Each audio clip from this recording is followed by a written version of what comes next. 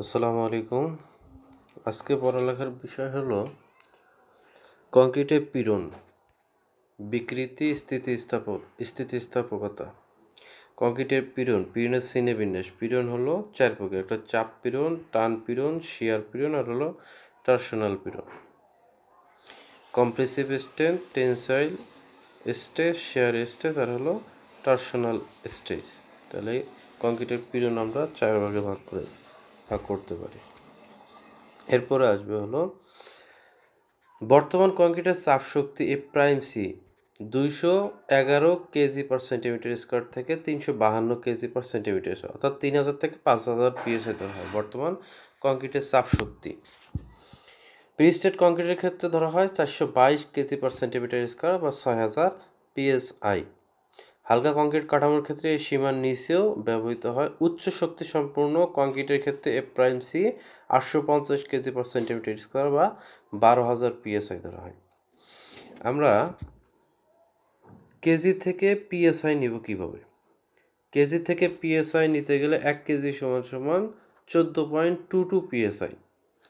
তাহলে 211 গুণন 14.22 দ্বারা গুণ করলে 3000 PSI আসবে। 352 গুণন 14.22 PSI গুণ করলে 5000 PSI আসবে। অর্থাৎ প্রি-স্টেট কংক্রিটের যেটা আছে 422 কেজি, সেটা আমরা পিএসআই করতে গেলে 14.22 দ্বারা গুণ করলে 6000 PSI আসবে। তাহলে বর্তমান কংক্রিটের চাপ দেওয়া হলো এফ'(সি) থেকে এত, কংক্রিটের ক্ষেত্রে এত, হালকা কাঠামো প্রি-স্টেট কংক্রিটের জন্য দেওয়া হলো, তারপরে হালকা কাঠামোর জন্য আর উচ্চ শক্তি সম্পন্ন কংক্রিটের জন্য 850, 211, 352, 211 থেকে 352, 422 হলো প্রি-স্টেট, আর উচ্চ শক্তি সম্পন্ন কংক্রিটের জন্য হলো 850।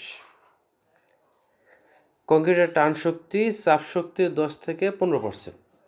কংক্রিটের টান শক্তি চাপ শক্তির 10 থেকে 15%।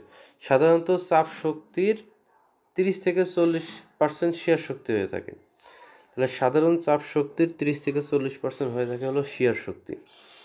বর্তমানে সাধারণত কাস্ট ইন সিটু কংক্রিটের সর্বোচ্চ পীড়ন ধরা হয় কাস্ট ইন সিটু, যেটা ধরা হয় 211 থেকে 352 kg/cm², অর্থাৎ 3000 থেকে 5000 PSI। প্রি-স্টেট কংক্রিটের জন্য ধরা হলো 6000 PSI বা 422 kg/cm²। হালকা কংক্রিট কাঠামোর ক্ষেত্রে নিচে উচ্চ শক্তি সম্পন্ন